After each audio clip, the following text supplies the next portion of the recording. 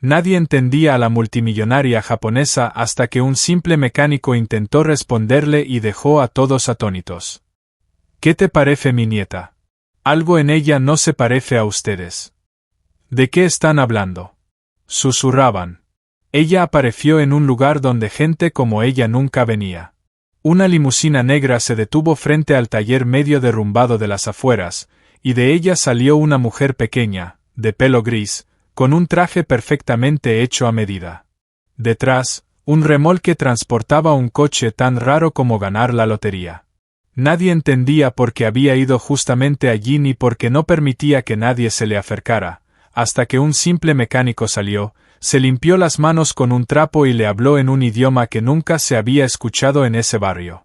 Desde ese momento todo se volvió extraño para los demás, y para él, personal. Antes de empezar la historia, escriban en los comentarios desde qué parte del mundo nos ven hoy. Al principio todos pensaron que el conductor se había equivocado de dirección. En la calle estrecha, donde el asfalto estaba lleno de grietas y las casas se sostenían por pura suerte, aquella limusina negra parecía tan fuera de lugar como un reloj carísimo en la muñeca de un barrendero. El coche se detuvo justo ante la puerta del viejo taller, cubierta de óxido y grafitis. Algunos vecinos curiosos asomaron por las ventanas. Un adolescente sacó su teléfono y empezó a grabar. De la limusina bajó lentamente una mujer pequeña de más de 70 años. Baja, frágil, pero con la seguridad de quien está acostumbrada a que el mundo siga su ritmo. Llevaba un traje oscuro sin una sola arruga y zapatos impecables, claramente no hechos para esas calles sucias. Tras ella descendió una joven de unos 20 años, con un abrigo caro, un peinado perfecto y esa expresión de quienes aprendieron demasiado pronto el precio del dinero y del poder. Se llamaba Anna, aunque eso se sabría después. Al principio la miraban como a una muñeca hermosa perdida en un escenario que no era el suyo. Luego llegó la grúa. Sobre la plataforma estaba un viejo coche deportivo color crema, con líneas suaves en la carrocería. Incluso quienes no entendían nada de autos podían sentir que no se trataba de una simple máquina con ruedas, sino de algo raro, caro y quizás único. El conductor bajó y comenzó a explicar con gestos cómo lo descargaría. La anciana observaba en silencio, sin intervenir. Nadie podía comprender por qué aquel coche tan valioso había sido traído precisamente allí. Dentro del taller estaban terminando la jornada.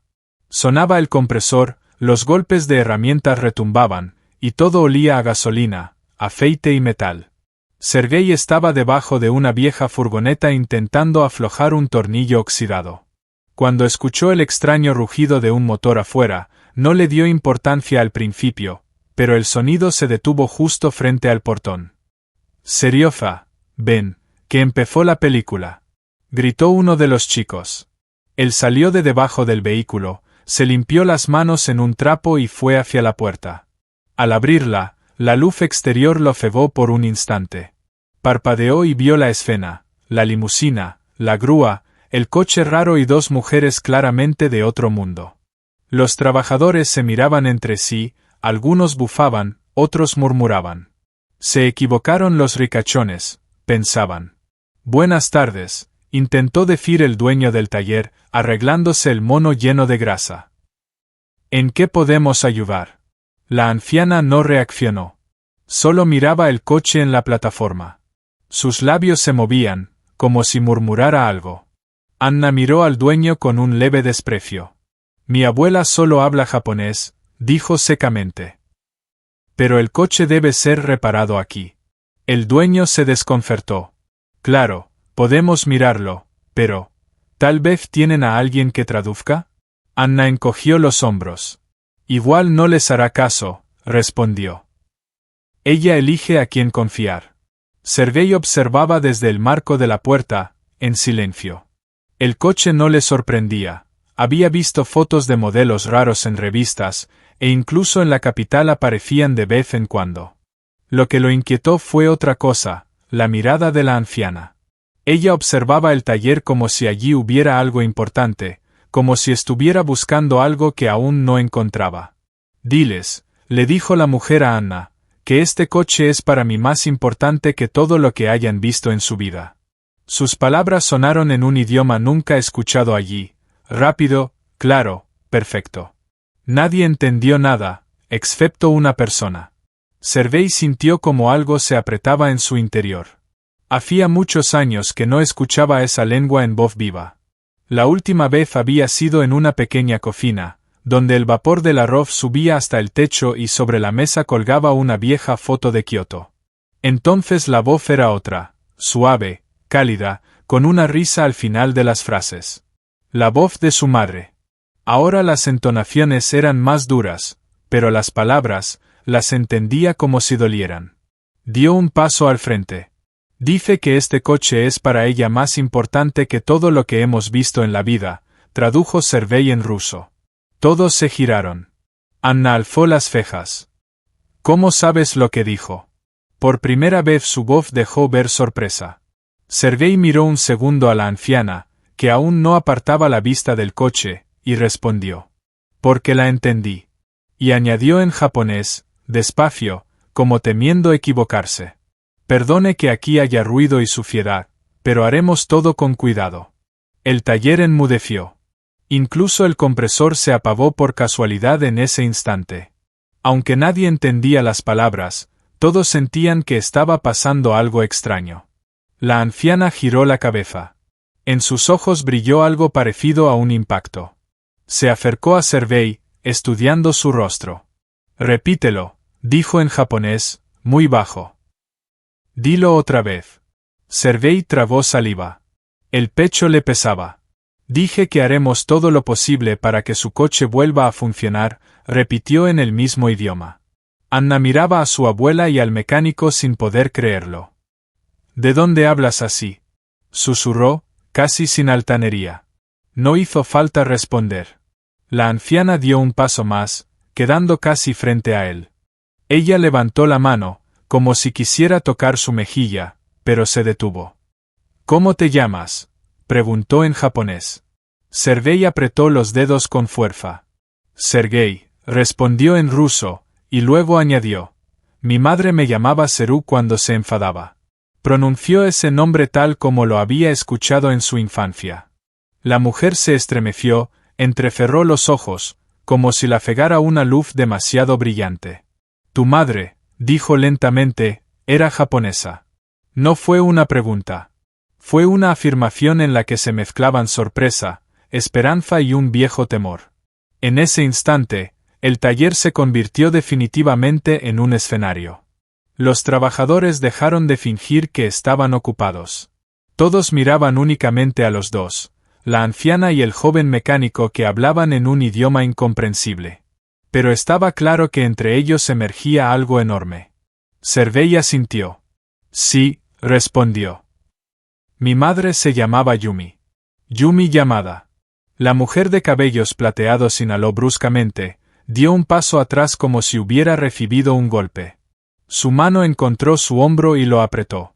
Repítelo, susurró. Otra vez su nombre. Yumi Yamada, dijo Servei. ¿La conoció usted?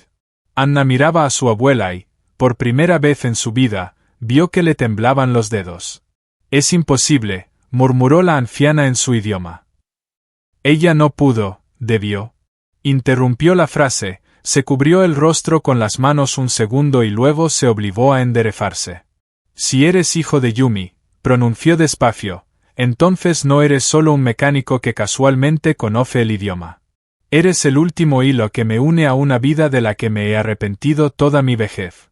Servei aún no entendía a qué se refería, pero sentía que su mundo, hecho de metal, aceite y un silencioso recuerdo de su madre, acababa de resquebrajarse. Por esa grieta comenzaba a filtrarse la luz de un pasado del que casi nunca hablaba.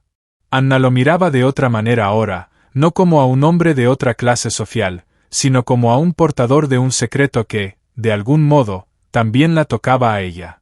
En su mirada no había solo curiosidad. Apareció algo que temió toda su vida, la sensación de que su mundo no era tan estable como creía. Metamos el coche, intervino por fin el dueño del taller, intentando devolver la situación a la normalidad. Y luego, Luego nos explican qué está pasando. Pero nadie se movió. Lo importante ya había comenzado. El viejo automóvil aún ni siquiera había tocado el suelo del taller, y la historia que traía consigo ya había cambiado, como mínimo, 2 vidas. Servei permanecía en medio de todo, con las manos aún húmedas de aceite, sintiendo por primera vez en muchos años que su pasado dejaba de ser solo su secreto. Y en lo más profundo de su interior ascendía un miedo. Si abría la puerta del dolor antiguo, esa puerta ya no se cerraría. Aún no sabía que tendría que abrirla por completo, no por el coche, sino por la mujer que tenía delante, y por él mismo. Cuando el camión grúa por fin dejó el vehículo sobre el suelo, el taller volvió a llenarse de ruidos, cadenas, el gato hidráulico, órdenes cortas. Pero dentro de Servei seguía reinando el silencio que había nacido tras pronunciar el nombre de su madre, Yumi Yamada. Lo había dicho en voz alta por primera vez en muchos años. Normalmente ese nombre vivía solo en su cabeza, en las viejas cartas, en el olor a vinagre de arroz y jengibre con que a veces impregnaba la cocina el día del aniversario de su muerte. La anciana, que se presentó como Sofía, no se apartaba de él. Se sentó en la vieja silla para clientes, apoyó las manos sobre el bolso y lo observó con tanta intensidad que Servei quiso apartar la mirada, pero aguantó.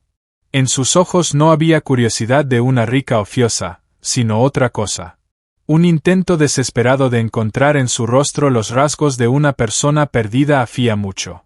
«Te pareces mucho a ella», dijo Sofía en japonés, sin preocuparse de si los demás entendían. Sobre todo cuando frunces el ceño. Servei sonrió con inseguridad. «Siempre me dijeron que me parecía a mi padre», respondió en japonés. Ruso, terco, con manos pesadas. La terquedad era de ella, corrigió Sofía. Podrás parecerte a tu padre físicamente, pero la mirada. Se inclinó un poco hacia adelante. La mirada es de Yumi. Anna estaba junto a la puerta, con los brazos cruzados. Al principio intentó intervenir, hacer preguntas, mantener el control de la situación, pero la conversación pasó rápidamente a palabras que no entendía. La dejaron como testigo de recuerdos ajenos. Eso la irritaba. ¿Podrías al menos traducir de vez en cuando?, preguntó con frialdad a Servei. ¿O han decidido hablar de mí a mis espaldas?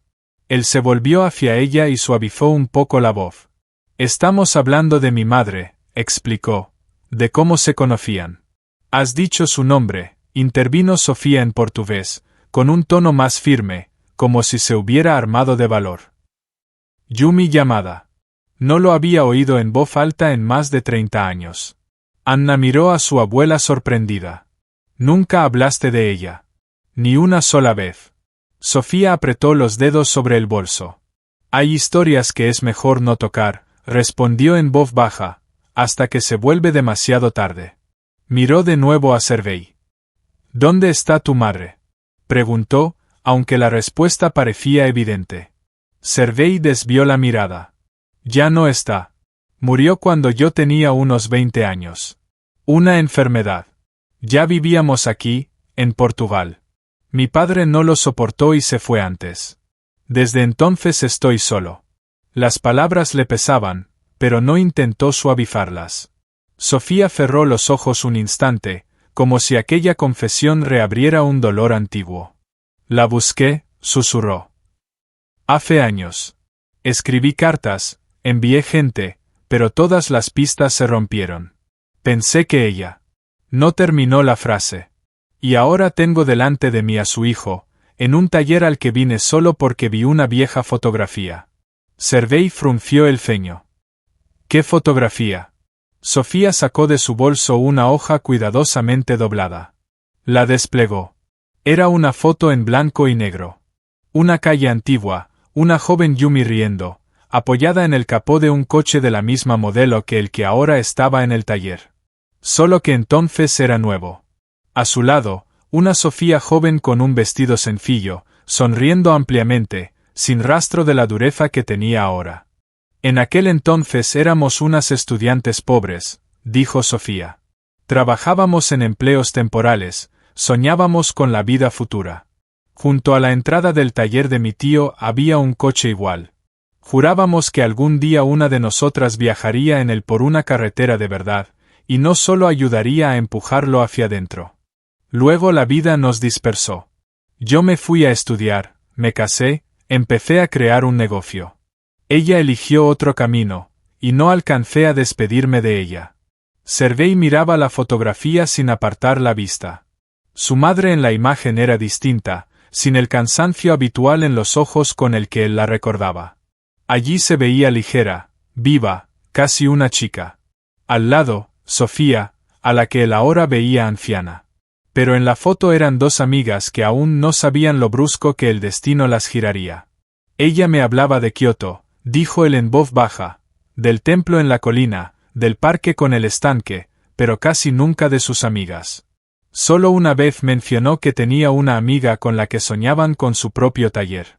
Entonces no le di importancia. Pensé que era solo un cuento. No era un cuento, respondió Sofía. Realmente queríamos abrir nuestro taller. Solo que yo elegí el camino del dinero y el control, y ella eligió el camino de la familia, tal vez, del amor.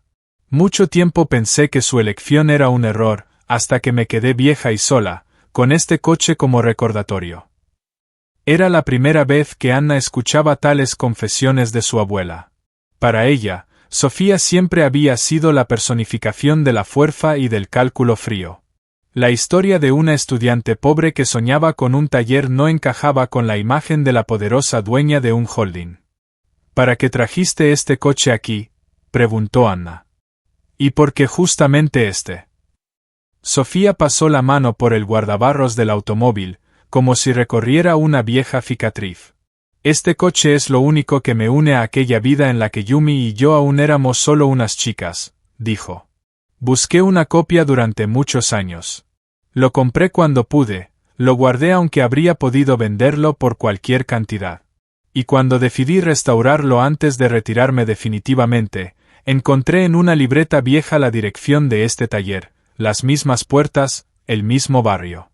Y pensé, si existe en el mundo un lugar donde el pasado todavía puede llamar a la puerta una vez más, es este. Servei inhaló suavemente. Resultaba que su taller no era solo un punto más en el mapa, sino un lugar en el que coincidían viejos juramentos y despedidas no dichas. Mamá se habría reído de esto, dijo él.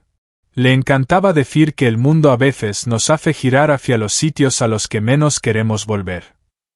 Siempre decía eso, sonrió Sofía con suavidad. ¿Ves? Incluso en las palabras se parecen. Anna sintió en el pecho una extraña mezcla de celos y ansiedad. Su abuela siempre había sido solo su apoyo, su autoridad. Y ahora un taller modesto y un chico con una camiseta manchada de aceite sacaban de Sofía una parte del alma que Anna no conocía. Era desagradable, pero la curiosidad terminaba ganando. ¿Y ahora qué?, preguntó con más calma. Encontraste al hijo de Yumi, encontraste el pasado. ¿Qué quieres ahora, abuela? Sofía guardó silencio un rato y luego se levantó lentamente, como lo hacen quienes están acostumbrados al dolor en las articulaciones pero no a mostrarlo. Quiero saber cómo vivió, dijo. ¿Y por qué murió tan lejos de casa? Quiero escuchar su vida de tus labios, Servei. No de los informes de la gente a la que pagué, sino de alguien que estuvo cerca. Y quiero que este coche, nuestro juramento infantil incumplido, sea restaurado por tus manos. No porque seas mecánico, sino porque eres su hijo. Servei sintió como caía sobre él una nueva responsabilidad. No un arreglo, ni un encargo, ni un contrato. Una petición que llevaba más sentimientos que dinero. Estaba acostumbrado a trabajar con metal. Trabajar con sentimientos era más difícil. Puedo intentarlo, dijo despacio. Las piezas para un coche así no se encuentran tiradas por ahí. No será una reparación rápida. Tengo tiempo, respondió Sofía con calma. Y dinero también. Lo único que no tengo es pasado. Y quiero hacer al menos algo bien antes de que sea demasiado tarde. Sacó una tarjeta de su bolso y la dejó sobre la mesa. Aquí está el número del hotel donde me hospedo, dijo. Esta noche te espero para cenar a las 8. Si vienes, me contarás sobre Yumi. Si no vienes, entenderé que no estás listo. Pero creo que vendrás. No por mí, por ella. Dicho esto, se dio la vuelta y salió.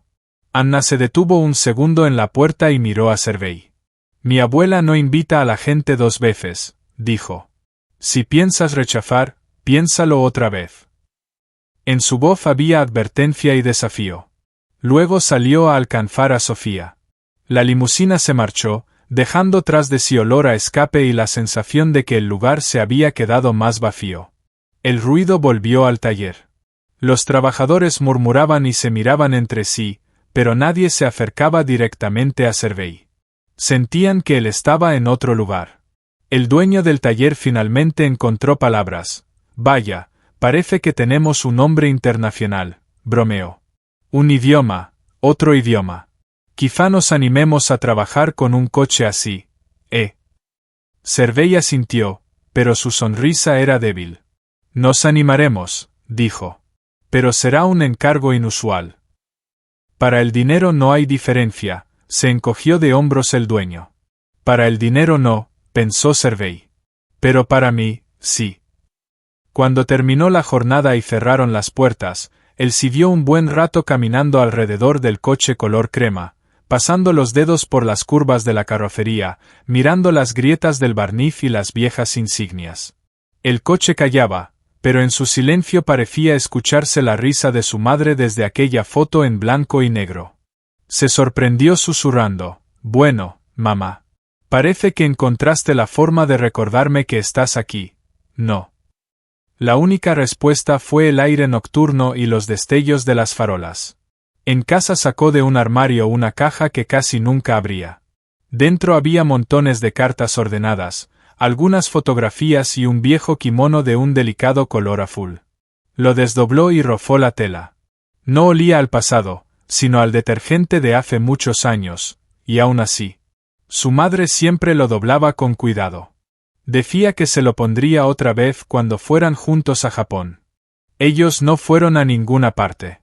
Servei se sentó a la mesa, encendió la lámpara de escritorio y sacó una de las cartas. La letra de Yumi, ordenada y pareja. Era una carta para sus hermanos en Kioto que nunca llevó a enviarse. Él ya la había leído varias veces, pero cada vez encontraba nuevas entonaciones. Aquella noche la leyó de otra manera, con la inquietud de lo que había escuchado de Sofía.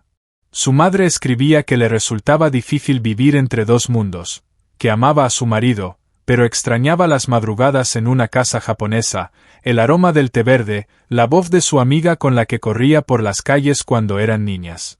Mencionaba el nombre Sofía.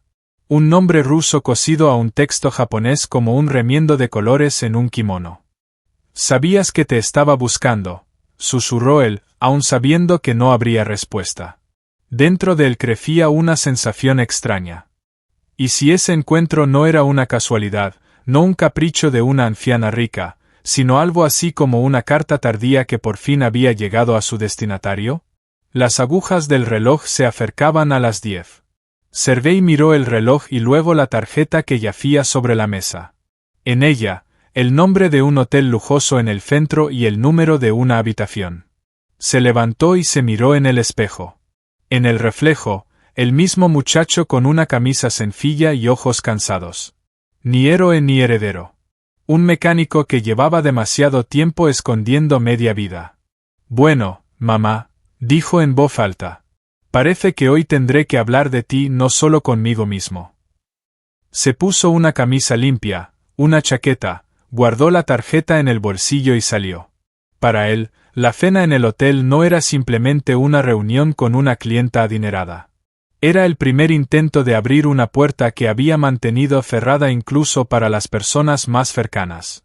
Todavía no sabía que aquella cena sería observada por Anna, con la espalda tensa y los ojos llenos de celos. No imaginaba que para ella sería el inicio de una fractura interna, entre el papel de obediente heredera y el deseo de entender por qué un simple mecánico se había vuelto más importante para su abuela que cualquier consejo de administración. Pero justamente ese desconocimiento hacía que su paso hacia el hotel fuera tan honesto. Servei no iba allí por beneficio, ni por contactos, ni por oportunidades. Iba por una mujer que ya no estaba, y por otra que había vivido demasiado tiempo culpándose por no haberse despedido a tiempo. Y entre ambas, como un hilo fino, comenzaba ya a tensarse un lazo futuro del que ninguno de los tres sospechaba. El suelo de mármol, las columnas brillantes, la luz suave de las lámparas, los espejos hasta el techo. El hotel del centro era uno de esos lugares que Servei solo veía por televisión cuando cambiando de canales encontraba las noticias. Allí no olía a aceite ni a polvo, sino a perfumes caros, cera para muebles y algo indefinible que llaman estatus. Se sintió ajeno desde el vestíbulo. Llevaba una camisa oscura sencilla y unos vaqueros limpios.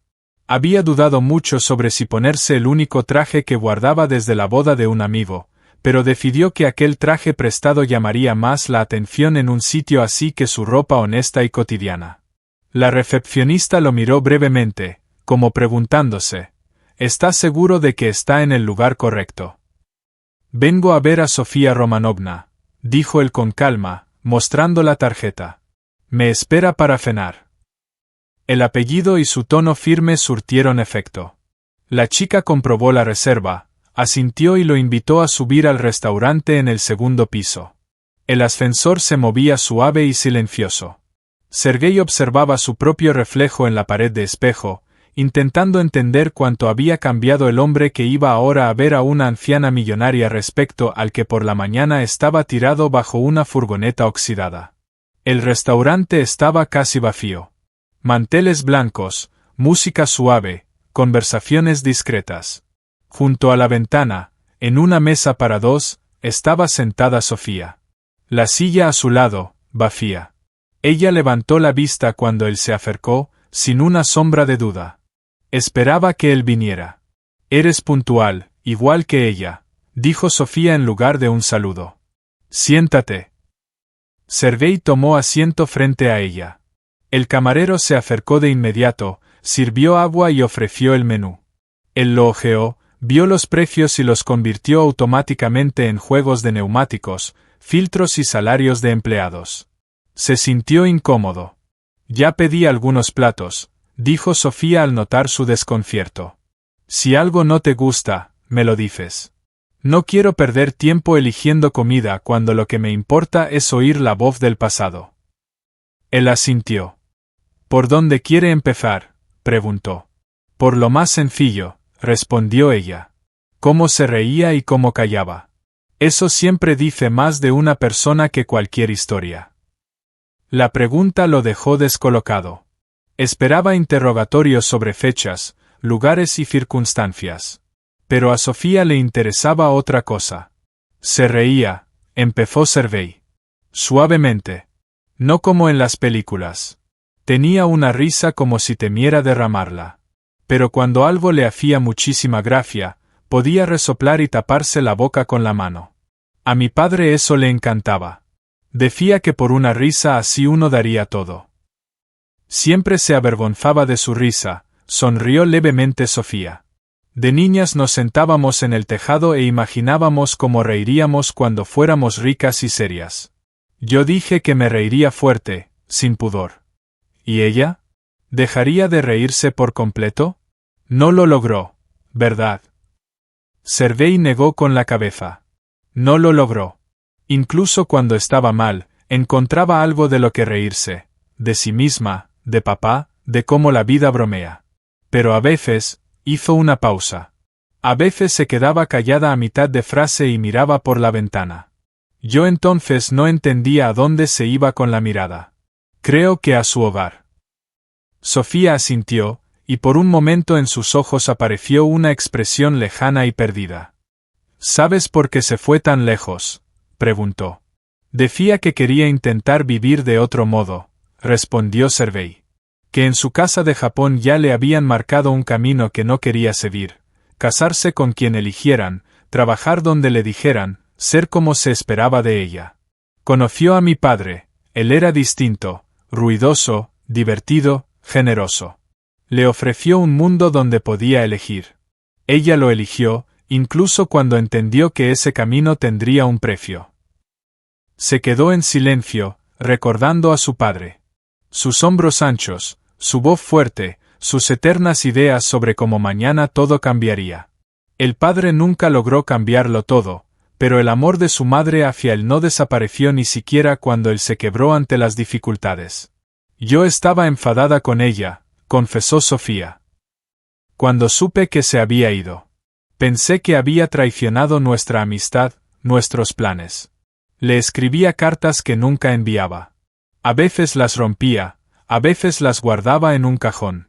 Me parecía que si lograba ser lo suficientemente exitosa, ella volvería sola. Pero la gente no regresa solo porque hayas alcanzado sus expectativas. Viven su propia vida.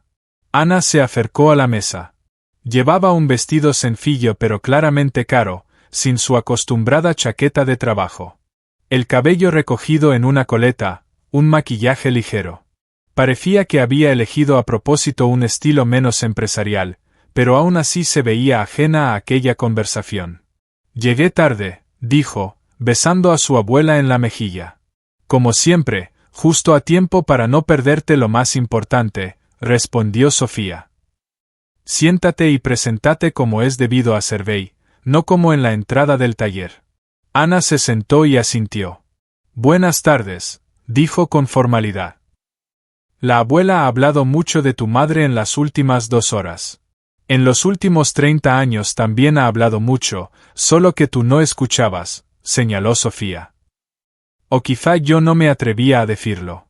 Ana ignoró la indirecta y miró a Servei. ¿Entiendes en qué te estás metiendo?, preguntó directamente. La abuela vaciló buscando la palabra. No es de las personas que hacen algo solo por sentimentalismo. Servei se encogió de hombros. Entiendo que quiere restaurar el coche y escuchar sobre la persona de la que no pudo despedirse, respondió. Eso ya es suficiente. Y que mañana los periodistas pueden saltarte encima si descubren quién eres, no cedió Ana. Para ello serás otra historia más del mecánico sencillo que encontró el camino al corazón de una anciana rica. ¿Estás preparado para eso? Servei sonrió apenas. Para los periodistas seré lo que les convenga que sea, dijo. Pero yo sé quién soy de verdad. Y eso basta para dormir tranquilo. Ana entornó los ojos.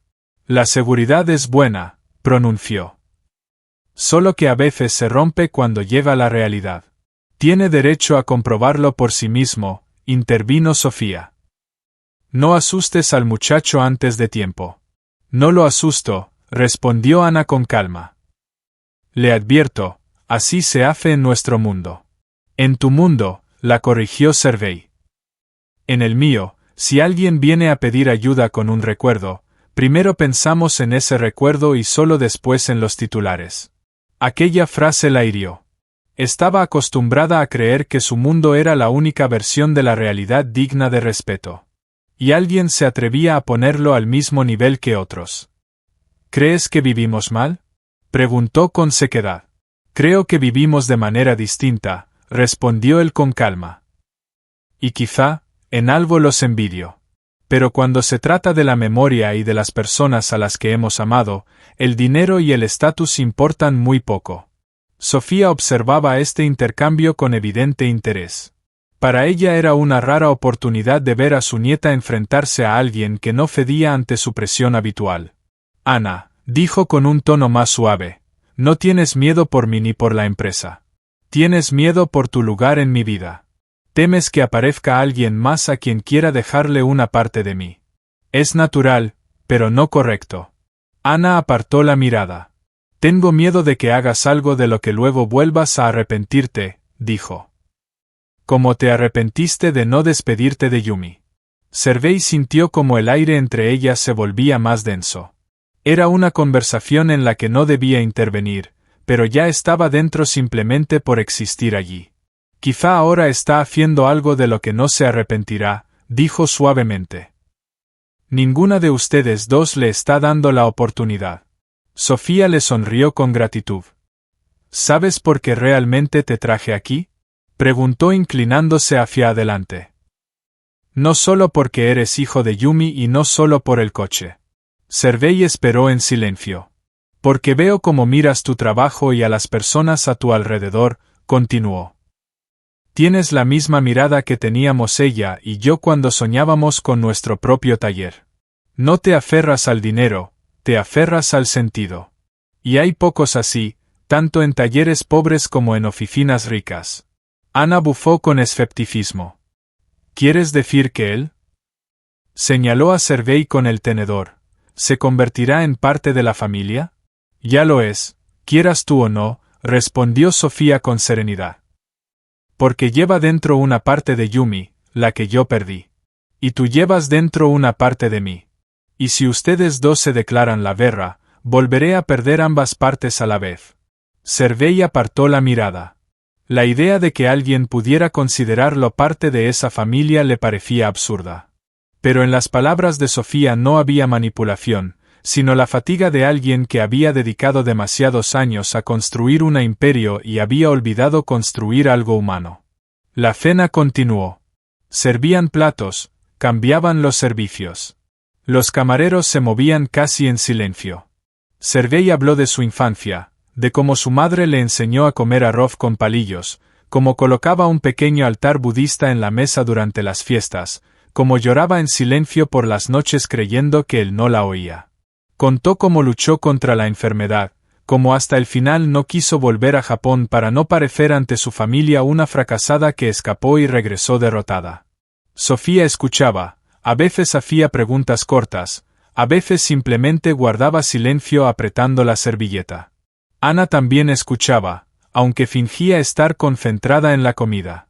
Lo que oía no encajaba en su idea del mundo, donde las personas se van o se quedan por conveniencia. Al final de la cena, entre los tres cayó un silencio denso pero importante. No era incómodo, más bien estaba cargado, como el aire antes de una tormenta. Quiero pedirte algo más, dijo Sofía cuando sirvieron el té. Mañana muéstrame el lugar donde vives y la habitación donde guardas sus cosas. Sé que la tienes. Las personas que de verdad aman siempre tienen un rincón al que no dejan entrar a nadie. Sergei se tensó. Aquella petición era casi como invadir su piel. Pero entendía que para ella podría ser la última oportunidad de tocar a la amiga que había perdido no solo geográficamente. Veremos, dijo él con cautela. No es sencillo. No te pido decidir ahora, asintió Sofía. Solo piensa no en mí, sino en ella. Creo que ella no habría estado en contra, añadió Ana con un leve matiz burlón. Si quieres, puedo quedarme detrás de la puerta. Aunque tú seguro que no me dejarás entrar. Sergei la miró con más atención. Yo mismo decido a quién dejar pasar, respondió con calma. Por ahora las he dejado entrar a las dos en mi historia. Para una sola noche, es suficiente. Se despidieron en la entrada del restaurante. Sofía lo detuvo un instante, posándole la mano en el hombro. Gracias por venir, dijo. Hoy, por primera vez en muchos años, siento que hago algo correcto, y no por un informe. Anna lo siguió con la mirada hasta el ascensor. En sus ojos había menos desprecio y más un interés cauteloso. Para ella, él seguía siendo un mecánico de otro mundo, pero ese mundo había dejado de parecerle completamente ajeno, y eso era lo más peligroso. Sergei salió del hotel al aire frío de la noche. La ciudad sonaba como siempre, pero dentro de él había una sensación clara de que había dado un paso fuera de la línea recta por la que caminaba desde hacía tanto. Un paso que podía llevar tanto a algo luminoso como a nuevas pérdidas. Aún no sabía que al día siguiente las cámaras y los objetivos empezarían a capturar cada una de sus miradas junto a Sofía, y que los tabloides escribirían los primeros titulares. No imaginaba que Anna tendría que elegir entre el futuro que le habían escrito y el que ella querría escribir por sí misma. Pero todo eso ya había comenzado con aquella cena que parecía simplemente el encuentro entre una anciana y el hijo de su amiga. A veces, las historias más grandes no empiezan con acontecimientos ruidosos, sino con una conversación tranquila en una mesa, donde alguien pronuncia por primera vez en muchos años un nombre imposible de olvidar. El escándalo comenzó con una sola foto. Sergei la vio en el teléfono de otra persona, él y Sofía saliendo del hotel. Ella agarrada de su mano. En el titular gritaban sobre un mecánico que había entrado en el corazón de la dueña de una corporación. Las noticias ya lo sabían todo, excepto la verdad. Los periodistas empezaron a llamar al taller. El dueño advertía sobre el ruido innecesario, y los niños del vecindario miraban a Servei como a un héroe de una película extraña. Él repasaba la prensa en silencio, entendiendo solo una cosa: su vida había dejado de pertenecerle. Mientras tanto, al otro lado de la ciudad, la reunión del consejo de directores transcurría con dureza. En la pantalla colgaba la misma foto. Esto perjudica a la empresa, decía fríamente el presidente. Necesitamos enviar una señal al mercado. Hay que distanciarse de esta historia y de este hombre. Anna estaba sentada junto a Sofía, escuchando cómo personas que nunca habían oído el nombre de Yumi hablaban de Servei como de un riesgo y una amenaza. Le pedían que hiciera una declaración afirmando que la empresa no estaba relacionada con las decisiones personales de su abuela. «Lo entiendes, ¿verdad?», le dijo Sofía en el descanso. «Si les das la razón, todo será más fácil para ti. Si no, será guerra». Anna miró a su abuela y recordó la noche anterior, cuando ella, sentada al borde de la cama, había dicho por primera vez en muchos años: «He vivido como si las personas fueran material desechable. No quiero terminar así». Cuando la reunión se reanudó, Anna se levantó. «Si quieren una declaración», dijo, «será simple. No voy a pedirle a mi abuela que renuncie a personas que le importan solo para tranquilizar al mercado. Y tampoco voy a fingir que Servei no existe solo porque a ustedes les resulta más conveniente». «Estás arriesgando tu futuro en la empresa», le recordó uno de los directores. «Si mi futuro depende de abandonar a alguien que la ayudó a sobrellevar su pasado», respondió Anna, «entonces no es el futuro que quiero». La decisión no se tomó oficialmente ese día, pero todo quedó claro. Parte del consejo estaba lista para buscar otra heredera, la otra, para esperar a ver qué ocurría. Y Anna salió del salón por primera vez en muchos años, no con la sensación de haber interpretado un papel, sino de haber dicho exactamente lo que quería decir. Por la tarde llegó al taller sin escolta ni limusina. Servei estaba cerrando la puerta. «¿Y bien?», preguntó él. «Te hicieron fiscal principal». «Rechacé», sonrió cansada ella. «Dije que no voy a fingir que no existes. Puede que acabe de perder mi puesto, pero creo que por primera vez elegí yo». Él asintió. «Entonces hemos tenido días parecidos. Yo también decidí que no voy a esconderme. El coche se queda aquí». «Yo también». Se quedaron frente al portón, ella, del mundo de las salas de juntas, él, del mundo de los gatos hidráulicos.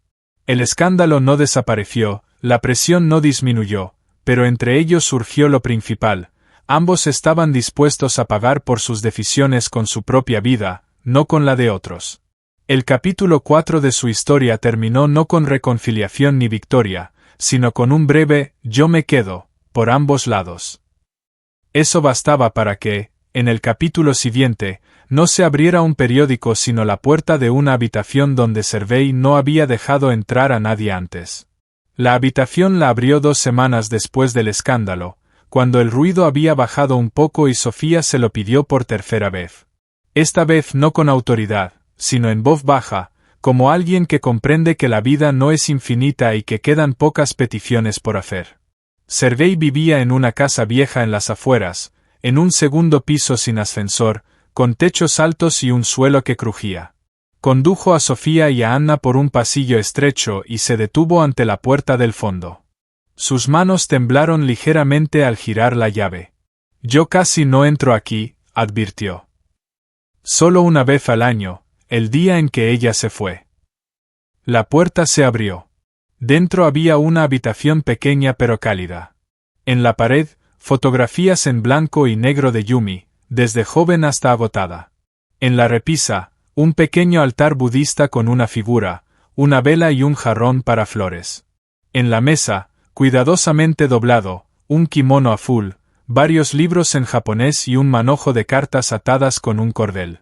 El lugar olía a algo seco, viejo, pero no a humedad, más bien como un museo de la memoria. Sofía se detuvo en el umbral, sus manos temblaban. Anna la sostuvo por el hombro. La anciana entró despacio y se acercó a las fotografías. Una de ellas era la misma de la máquina, Yumi a los 20 años, con una sonrisa que le iluminaba todo el rostro. Recuerdo ese día, susurró Sofía. Habíamos decidido entonces que algún día construiríamos algo nuestro, juntas y para siempre. Y luego me fui, continuó ella. Me lancé a construir lo mío, olvidando el juntas, y la perdí. Sergei estaba de pie junto a la puerta, sin intervenir. Anna también guardaba silencio, viendo por primera vez a su abuela en ese estado. No poderosa, no segura, sino simplemente vieja y triste. Ella te culpaba, dijo Sergei en voz baja. Leí sus cartas. Hay cosas sobre ti. Escribía que estaba orgullosa de ti. Que tú hiciste lo que a ella no le alcanzó el valor para hacer. Sofía se volvió de golpe. ¿Puedo leerlas? Su voz tembló. Sergei caminó hacia la mesa, desató el cordel, sacó varias hojas y se las entregó. Sofía las tomó con dedos temblorosos, se sentó en una silla vieja y empezó a leer despacio, en japonés, deteniéndose a veces y cubriéndose la boca con la mano. Anna la miraba y comprendía. Lo que está ocurriendo ahora es más importante que cualquier consejo de administración. Cuando Sofía terminó, volvió a doblar las cartas, se secó las lágrimas con un pañuelo y miró a Sergei. Gracias, dijo. Me has dado aquello por lo que estaría dispuesta a darlo todo. El perdón que nunca pedí, pero que necesitaba recibir. Anna se acercó, por primera vez sin sentir que sobraba en su historia. Abuela, ¿y si? Dudó. ¿Y si vamos al lugar donde estuvisteis juntas? A Kioto. Los tres. Sofía la miró sorprendida. ¿Hablas en serio? Sí, respondió Anna con firmeza. Creo que esta historia debe volver al lugar donde comenzó, aunque sea por un día. Sergei guardó silencio, pensativo, luego asintió. Mamá siempre quiso volver, dijo, pero tenía miedo. Quizá yo lo haga por ella, al menos una vez. Un mes después estaban en un parque antiguo de Kioto. Los cerezos aún no florecían, pero el aire ya olía a primavera. Sofía los condujo por un sendero estrecho hasta un pequeño estanque. Allí ella y Yumi se habían sentado alguna vez, chapoteando los pies en el agua y soñando con el futuro. Aquí, dijo Sofía en voz baja. Aquí juramos que nunca traicionaríamos nuestra amistad por dinero. Sergei miró el agua, imaginando a su madre de niña, despreocupada, con otro destino por delante. Anna estaba a su lado, también en silencio. Por primera vez en su vida, no pensaba en contratos, acciones ni en el futuro de la empresa. Pensaba solo en que las historias a veces son más fuertes que los números. Sofía sacó un pequeño envoltorio, dentro había semillas de sakura. Se arrodilló, cavó un pequeño hoyo y las plantó junto al borde del estanque. Que aquí crezca un árbol, dijo. En memoria de nosotras, de lo que fuimos, y de que yo, al final, regresé. Sergei la ayudó a levantarse. Anna cubrió el hoyo con tierra. Los tres se quedaron de pie junto al agua, mientras el viento traía el aroma de la vieja ciudad que recordaba a todos. A quienes se veían vivos y a quienes permanecían solo en la memoria. Al volver, Sofía anunció al Consejo de Administración que entregaba la dirección a Anna, pero con una condición. Una parte de las ganancias de la empresa iría a un fondo de apoyo a pequeños negocios. El primer beneficiario fue el taller donde trabajaba Sergei. No como limosna, sino como inversión en personas que aún sabían arreglar no solo hierro. Anna aceptó el cargo, pero cambió las reglas. Nunca más decisiones tomadas por el mercado en detrimento de las personas. Parte del consejo se renovó. Algunos se fueron solos, incapaces de aceptar la nueva línea. Otros se quedaron, al ver que la empresa no se derrumbó, sino que se fortaleció. Sergei restauró el viejo camión lechero. Le llevó medio año. Cuando el motor volvió a arrancar, Sofía estaba sentada al volante. Anna a su lado. Sergei en el asiento trasero. Recorrieron la ciudad sin prisa, sin espectáculo, solo avanzando, como alguna vez lo soñaron dos chicas frente al portón del taller. Lo logramos, Yumi, susurró Sofía, mirando el retrovisor, como si su amiga estuviera sentada atrás. Un año después abrió en el taller un pequeño museo. En una esquina estaba aquel camión, pulido hasta brillar. Al lado, una fotografía de Yumi y Sofía, jóvenes junto al capó. Bajo ella, una placa. En memoria de una amistad que sobrevivió a la distancia, al tiempo y a las pérdidas. Anna y Sergei estaban en la inauguración. Entre ellos ya no existía aquel muro del principio. No se convirtieron en pareja en el sentido habitual.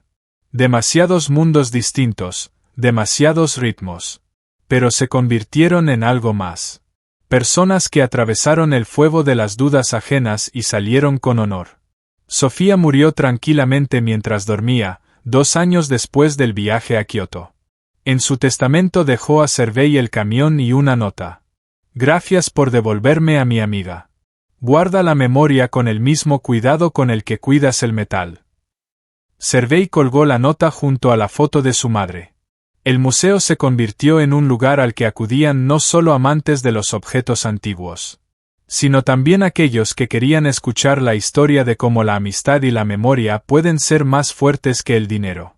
Anna dirigía la empresa de otra manera que la planeada para ella. No con dureza, sino con honestidad. No por cifras, sino por sentido. A veces pasaba por el taller, se sentaba junto a Sergei en un viejo banco y bebía café en silencio. No necesitaban palabras. Ambos sabían que habían hecho lo correcto. No de manera perfecta, pero sí verdadera. Y en algún lugar de Kioto, junto al viejo estanque, crecía un joven cerezo.